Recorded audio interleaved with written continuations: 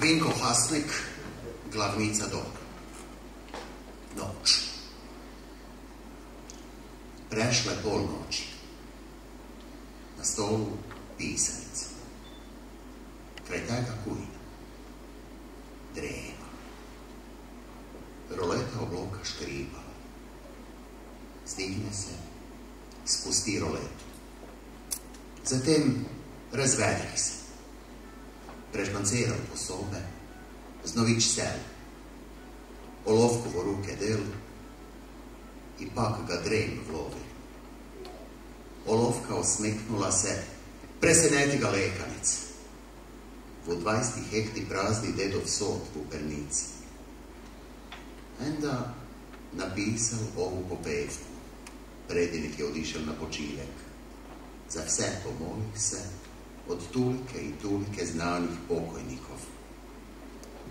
Ne zna koga bi se setio.